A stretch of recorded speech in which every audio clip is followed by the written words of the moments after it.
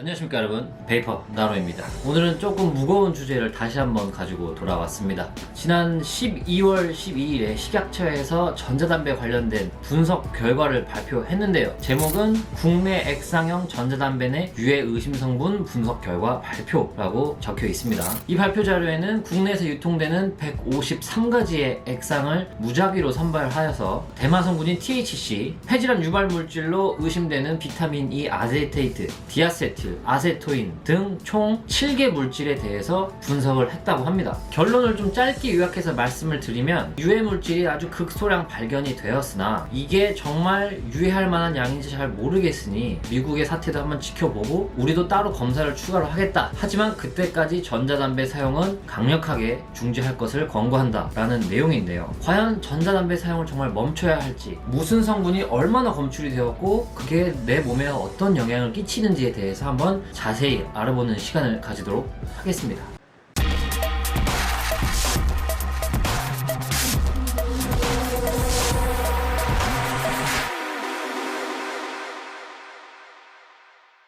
자, 우선 식약처 발표 자료를 한번 같이 살펴보시겠습니다. 여기 보시면 처음으로 눈에 가장 띄는 건 대마초 추출 성분인 THC는 어디에서도 발견되지 않았다고 합니다. 이건 사실 당연한 결과죠. 어떤 미친 사람이 마약을 넣어서 버젓이 판매를 하겠습니까? 미국 33개 주에서는 THC 성분이 합법이기 때문에 판매를 할 수 있는 것이지 우리나라에서 했다가는 정말 평생 깜빵에서 썩을 수도 있습니다. 자, 그리고 두 번째, 비타민 E 아세테이트. 이 이름도 어려운 성분이 무엇이냐면 미국 폐질환 사태의 주범으로 의심되는 물질입니다. 자세한 설명은 제가 뒤에서 추가로 말씀드리도록 할게요. 자, 이 비타민 E 아세테이트가 153개 액상 중 13개 제품에서 0.1에서 8.4 ppm이 검출되었다고 합니다. 보고서에도 적혀있듯 이 검출량은 미국 식품의약국, 즉 FDA죠. 폐질환 유해 의심 액상과 비교했을 시 매우 적은 양이라고 적혀 있습니다. 이 정도 검출량은 사실 비타민 E 아세테이트를 첨가했다기보다는 향료 등의 가약물질에서 유래되었을 가능성이 높다고 보고 있다고 합니다. 미국 유해 액상들에서 검출된 비타민 E 아세테이트 검출량은 적게는 23만 ppm에서 88만 ppm 사이입니다. 23만 배에서 88만 배가 높은 수치죠. 한국에서 검출되었다는 13개 액상은 0.00001%에서 0.0008% 정도가 들어있다고 생각하시면 됩니다. 자, 다음으로 디아세틸과 아세토인이라는 성분입니다. 이 아세토인은 디아세틸의 전구체로서 액상에 첨가된 아세토인이 니코틴 등과 반응해서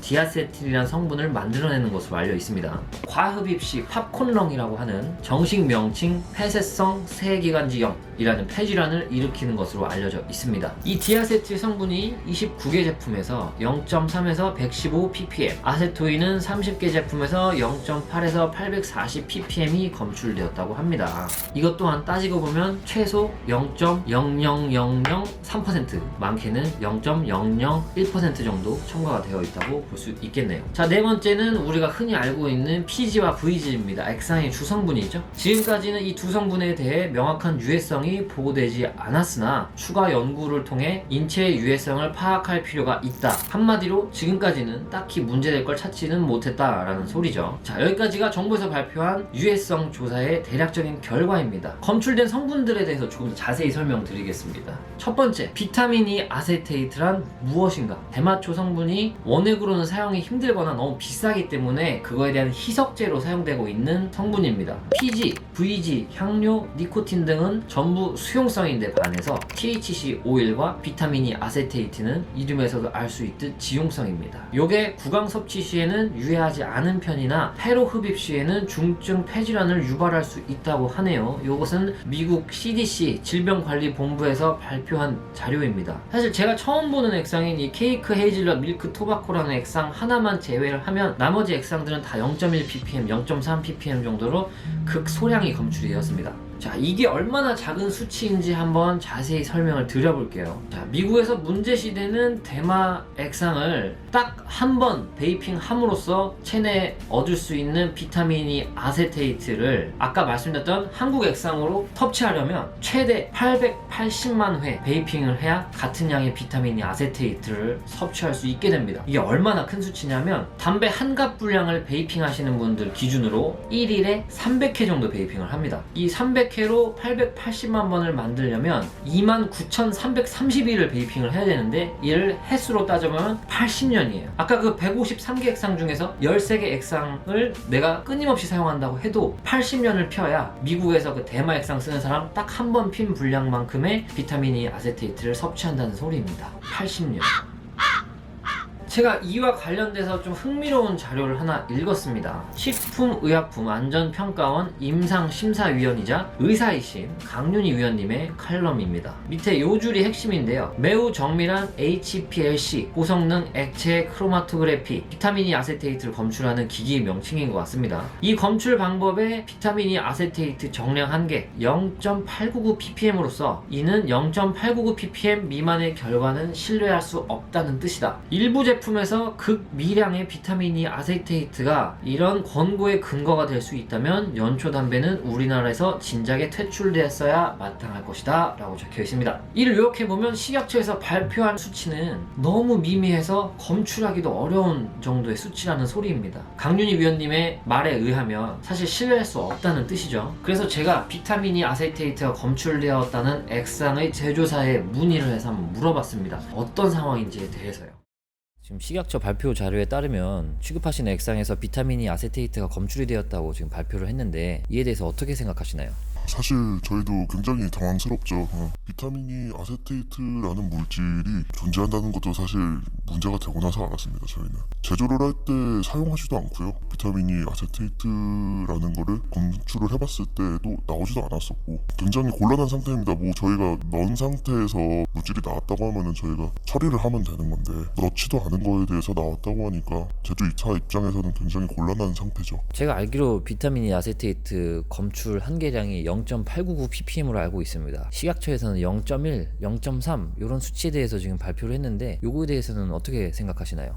문의를 해본 결과로는 식약처에서 본인들만의 이제 기술력으로 최소한의 한계치까지 잡아냈다고들 얘기를 하고 있습니다. 그래서 일단 저희도 그런 똑같은 방식으로 테스트를 해보고 검출을 해봐야 되기 때문에 식약처에다가 어떤 방식으로 검출을 진행했는지 정보공개 청구를 넣어놓은 상태인데요. 거기에 대해서 식약처에서는 아직 정보공개를 계속 거부를 하고 반려를 하고 있는 입장이라서 그들이 정보 공개를 해줘야지 사실 저희도 그거에 맞춰서 검출을 해볼 수 있는 건데 이게 지금 안 되고 있는 상황입니다. 그래서 일단은 검출 방식에 대해서 현재로는 저희가 알아본 결과로는 두 가지 형식의 검출 방식이 있다고 해서 그 두 가지 다 먼저 선으로 검출을 의뢰를 해놓은 상태고요. 추가로 이제 식약처에서 정보를 공개를 하면은 거기에 맞춰서도 의뢰를 해볼 예정입니다.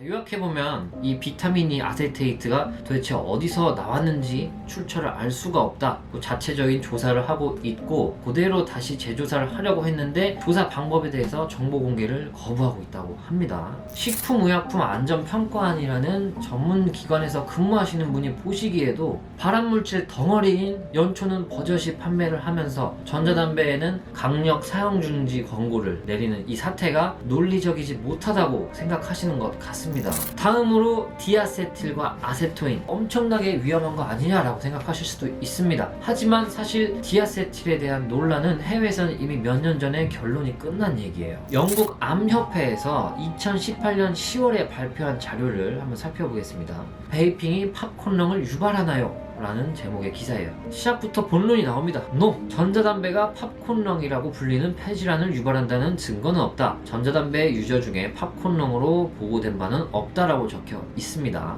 캐나다 의학협회에서 2019년 11월에 발표한 자료네요. 베이핑과 연관된 팝콘령은 수년 전에 틀렸음이 밝혀졌다. 글을 쭉 읽어보면 담배 한 갑에는 1일 섭취되는 액상에 750배 분량의 디아세틸이 들어있다고 적혀 있습니다. 하지만 750배 이상 함유된 연초로도 팝콘령이 유발된다라는 확증이 없다고 써있네요. 우리가 대략 7,000회에서 10,000번을 베이핑해야 담배 한 까치 수준의 디아세틸을 흡입하게 된다는 소리예요. 연초로도 유발되지 않는 팝콘령이 그의 7,000에서 10,000번 이상을 사용해야 하는 전자담배에서 과연 유발이 될까요? 물론 디아세틸은 유해물질이라서 영국에서는 전자담배 액상에 사용되는 것을 강력하게 금지시키고 있습니다. 한국에서 베이핑 중이신 유저분들도 웬만하면 버터향이나 팝콘향 등의 고소한 향료가 들어간 제품 사용하지 않으시는 게 좋다고 말씀드릴 수 있겠으나 그 양이 너무 미미해서 폐질환을 유발한다고 보기는 어렵다 정도로 생각하시면 되겠네요.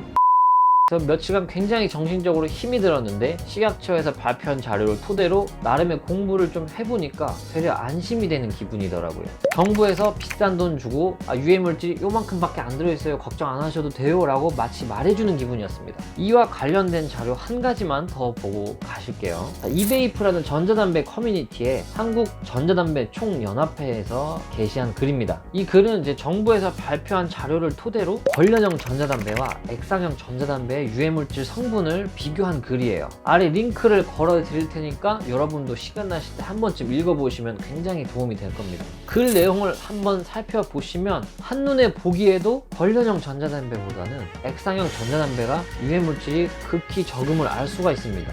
연초보다 낫다는 관련형을 말씀드리는 거예요. 발암물질로 잘 알려진 아세트알데히드와 포름알데히드의 검출량을 비교해 보아도 현저히 적은 수치임을 알 수가 있죠. 여기서 더욱 놀라운 점은 액상의 포름알데히드 검출량은 자연 식품과 비교해도 크게 차이가 안 난다는 점입니다. 쉽게 말해서 버섯 먹는 정도가 되겠네요. 그리고 아까 다뤘던 디아세틸의 검출량은 지금 도표상으로는 수천 배 차이가 납니다. 다시 한번 강조드리지만 여기 있는 도표는 식약처에서 발표한 자료를 토대로 비교를 해드린 거예요. 자, 이쯤에서 결론을 지어 보겠습니다. 식약처의 주장에 따르면 국내에서 판매되는 몇몇 액상 대략 10% 정도의 액상에서 정부에서 지목한 유해 의심물질이 발견이 되었습니다. 하지만 미국 폐질환 사태의 주 원인으로 의심되는 비타민 E 아세테이트의 검출량은 측정기의 한계치보다 낮을 정도로 미미하고 디아세틸 등의 유해 물질 또한 연초나 관련형에 비해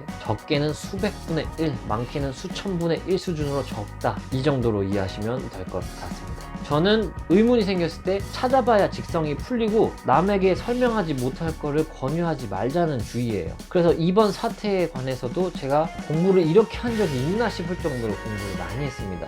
매일같이 해외 논문, 해외 기사 찾아보고 국내 발표 자료 찾아보고 각종 커뮤니티에서 자료 취합하느라고 하루 몇 시간씩 꾸준히 공부를 해왔는데요. 사실 저 혼자 만족하고 저희 매장 찾아주시는 손님들에게 간략하게만 설명드리려고 했어요. 왜냐면 이런 영상 하나 올리면 스트레스가 굉장히 심각합니다. 조금만 틀린 자료 발견되면 바로 비판과 비난의 댓글 달리고 네가 책임질 거냐, 네가 장사하니까 그런 소리 하지, 이런 식의 악플까지 달리면 굉장히 마음의 상처를 많이 받습니다. 더 궁금해 하시는 분들을 위해서 자료도 또 열심히 찾아서 다시 댓글 달아드리고 힘든 점이 이만저만이 아니에요. 그럼에도 불구하고 저처럼 전자담배 좋아하시는 분들이 이런 뉴스 보고서 담배로 돌아가시거나 불안에 떨면서 전자담배 사용하실까봐 나름의 노력을 가해서 이런 영상을 제작합니다. 비록 제가 화학 쪽의 전문가가 아니지만 나름 공부도 열심히 하고 모르는 점 있으면 관련 전문가들에게 직접 전화해가면서 수집한 자료니 터무니없이 근거 없는 소리는 아니라는 점 이해 부탁드리고요. 혹시나 제가 잘못 알고 있거나 오류가 있다면 지적과 비판해 주시어 더 나은 정보를 제공해 드리는데 도움을 주시기를 부탁드리겠습니다. 그리고 마지막으로 이베이프 전자담배 커뮤니티에서 외국 자료, 논문, 기사들 수집해서 제공해 주시는 솔베이퍼님께 감사의 인사 말씀 드리면서 이번 영상 마치도록 하겠습니다. 지루한 영상 다 봐주셔서 정말 감사하고요. 여기까지 베이퍼 나루였습니다.